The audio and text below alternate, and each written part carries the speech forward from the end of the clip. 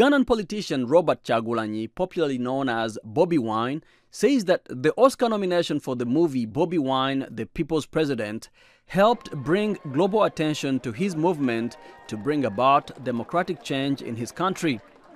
Before joining politics, Bobi Wine was one of the most popular musicians in Uganda. He tells me that he transitioned into politics to advocate for the marginalized youth in his country. Bobi Wine, thank you so much for joining us today. You're in LA. I assume you're in LA because you were there for the Oscars. Your film, The People's President, was nominated for an Oscar. Even though you did not win, you said earlier that just being nominated by itself is a win. What were some of your feelings when you learned that your movie had been nominated for an Oscar? It was exciting, super exciting. Being an artist, of course, every artist's dream is to, reach Hollywood, although I was reaching not in an artistic way or in an artistic life, but it was exciting and empowering at the same time. As a matter of fact, the day the nomination was announced, we were under house arrest, but a few hours later after the announcement, the military withdrew from our house. So that's the power of film.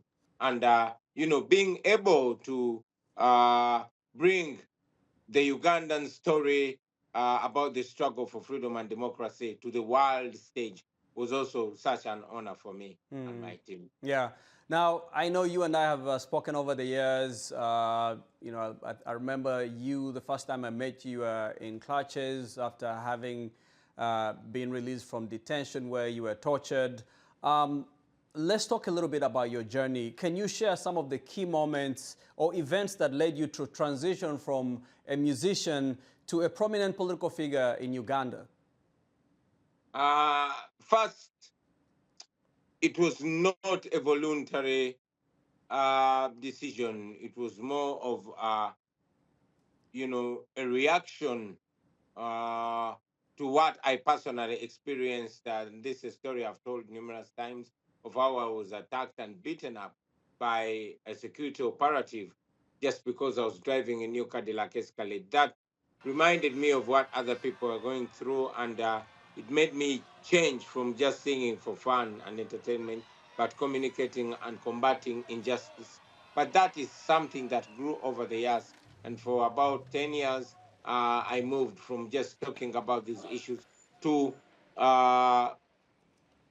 seeking the platform, formal platform to raise them. That's why I went and ran for MP. And one thing led to another. After I became an MP, I realized that for as long as General Museveni is in charge, even the parliament is only a rubber stamp. And that's why I challenged the general for the presidency. And the struggle continues to the present day. How has your background in music influenced your approach to political activism? Music and activism does not differ much. I mean, artists have been, like it was said earlier by our predecessors, that art is a reflection of life. We artists are just representatives or public spokespersons. We talk about what other people are going through. So our generation, we chose not just to talk about it, but to use that star power to influence positive change. I strongly believe that it's because of my musical prowess and my star power that I came with, having been singing about the issues that affect people. That is what drew more attention to me, and therefore giving me the opportunity to lure in, especially the young people of our generation and our geography in Uganda and Africa, where we come from. And indeed, your movement has been associated with empowering the youth. How do you envision the role of young people in shaping Uganda's political future? The young people, I mean, it's clear that it all depends on them, especially in Africa, where the majority of Africans are young people. For me, it is both a risk and an opportunity. It's a risk that young people are not knowledgeable enough. We are living in a generation where leaders have done much to miseducate and mislead us in order to rule over us. So that poses a danger, having millions, hundreds of millions of people that are misguided. It's also an opportunity because those young people have a golden opportunity to determine their own future, to start building afresh. That is new minds, that is a workforce. We have an opportunity to reinvent ourselves and rebuild Africa if we are well guided. And what are some of the specific initiatives or policies that you would advocate to address the concerns of the youth? First, let's look at our challenges. Our challenges are miseducation and unemployment, and not only being unemployed for young people, but also being unemployable because they are unskilled. Our priority is to re-educate African people, first of all, to use what the enormous natural resource that they have to transform their own lives, the same way the Chinese have done, and Indians and other people. But also, we want to guarantee life. So if we can focus on education and healthcare as a priority to make sure we have knowledgeable people that are able to transform a continent, but also healthy people that will be productive. Of course, others will fall in. Now, Uganda's next elections, in 3 years, I believe, 2026, if I'm not wrong. I don't know if you plan to run again, but how do you see Uganda's political future in the coming years, and what role do you hope to play in this evolution? We ran in 2021, and we strongly believe we won with empirical evidence. Unfortunately, like it's shown in that documentary, the election was a sham election. It was rigged in the most ridiculous manner. That is what General Museveni has been doing for the last 7 terms that he has been president. We don't believe in violence. Otherwise, we would have taken a decision, a radical decision that he took in 1980 to, engage in war and violence and ultimately cause the death of 500,000 people. We don't want that because violence only creates a vicious circle of violence. We strongly believe that nonviolence in our generation is more powerful. But that calls for justification, clear justification. If we call the people on the street and General Museveni mowed down people like he did, some people criticize us, for calling upon people to stand. However, having exposed all this, we believe that we will cause the international community, particularly the United States and the EU, to stop funding the Museveni regime. If they stop funding the Museveni regime, it will be a clear fall. It happened in 1986 when a documentary about apartheid was showed in America and in Europe, and ultimately Europe and America disassociated themselves with the apartheid regime. We want them to do the same with the dictatorship in Uganda, and the people of Uganda will non-violently free themselves. And in your view, what are some of the main challenges to democracy in Uganda? And what are some of the steps that could be taken to address them? What are some of the things that are stopping democracy to flourish in the country? The main challenge to democracy in Uganda is the international community funding the dictatorship. If the international community was not legitimizing the Museveni dictatorship, if they were not funding the Museveni dictatorship, the Museveni dictatorship would have no legitimacy.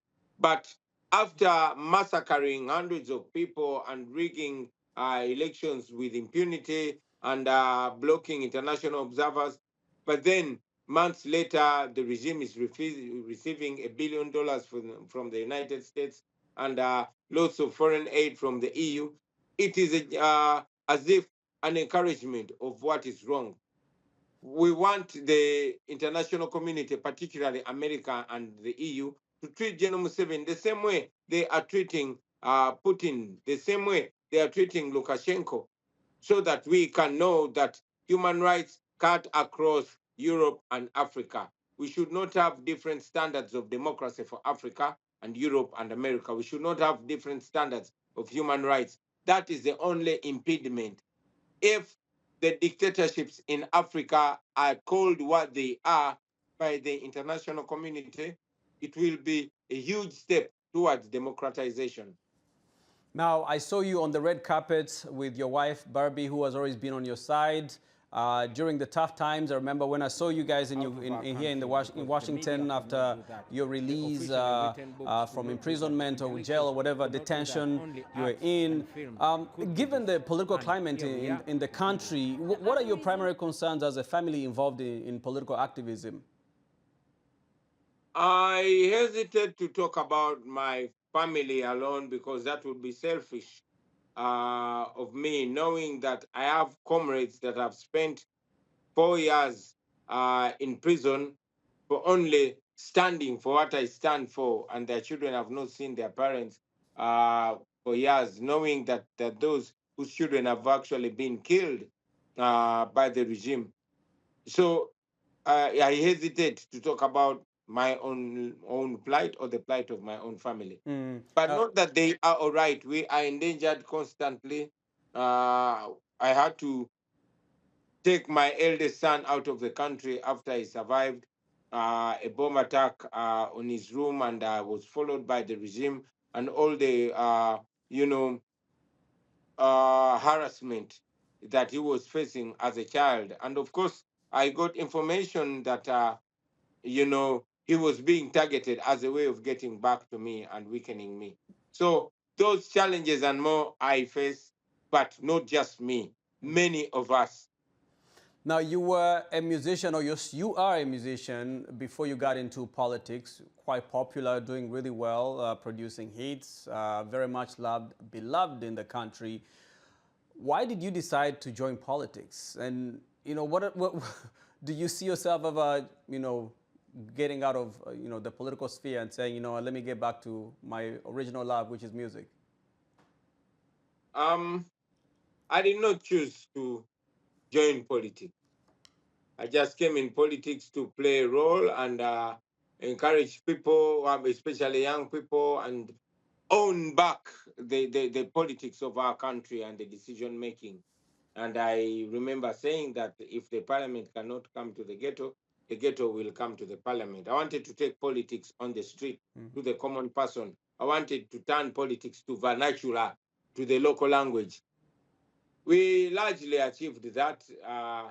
Um, Incidentally, it came along with a lot, that I had not expected that I had to contend with. I never ever wanted to quit my first love, which is music. I miss my old self. I miss the stage. Um, but music being a very powerful part of our struggle, my music was banned back home, and I cannot stage a concert. But uh, now that I'm having some of the impediments down, for example, I can travel to more places in the world. I'm going to have a concert next month in the UK. And that is going to be my first concert in the UK for 10 years and my first live concert in 6 years since my ban. And I hope to have at least a day, at least 2 or 3 hours as my old self. Mm. So, yeah, I still sing, I still make music. I have a studio at my home. I might not be performing, but I know, like Arnold Schwarzenegger said, I'll be back. I love that. Now, again, you very successful career in music, but you joined politics, and ever since you joined politics, there's been just kind of a new energy among the youth in Uganda. What would you say are some of the achievements or positive impacts that your political activism has had on the country? I don't want to own it as me. I will say we as a team and ultimately as a generation, because those that are myself, those that are close to me, and even those that are distant to me, but in the same generation with the same mindset, have played a huge role. And we together have achieved. What have we achieved? I think we've achieved the awareness. People now are aware and cautious. Secondly, we've achieved the involvement. Our people are involved. When you look at social media, the argument is not about the recent football game or the recent boxing match or the recent fashion show, but the recent scandal in parliament and the recent policy that's been passed. So the involvement of people, especially young people, has been encouraging. So we feel like we have played a role. If those that are coming after us can also add on the little that we've built, we believe together we'll be able to create a better world, which is, I'm convinced, our role. And what kind of advice would you give to an ordinary Ugandan in terms of who want to contribute to fostering a more inclusive and democratic society? Uh, I'll tell the Ugandan that if you don't stand up, nobody go and see you. If you don't speak up, nobody go and hear you. You know, it is you, what you do, that ultimately adds up to what we all do. If you keep quiet, we might all end up keeping quiet. And if you speak up, we might all end up speaking. If you act, we might all end up acting. Uh, you are not only uh, a contribution, but you're a spark. You kickstart other people to speak up. Much as you might be inspired, you also inspire others. So get involved, be part of the change that we need, that we ultimately are going to achieve. Nobody is going to do this for us. We are going to do this for ourselves. I guess finally, if I wanted to ask you what do you want people to take from your film? People who don't know about Uganda, what's the one thing you want them to take from the movie? Two things. I want people to know that there's a country called Uganda, so beautiful, so endowed, so gifted, with lovely people, but so oppressed. But I also want them to know about the resilience and strength and the fighting back of the people of Uganda who have refused to give up. They continue to fight back, and they know that if the world gives them a hand, they will have the change that they so badly need. Bobi Wine, salute, my friend. Thank Thank you you. so much for joining us. Thank you, my brother. All right, take care.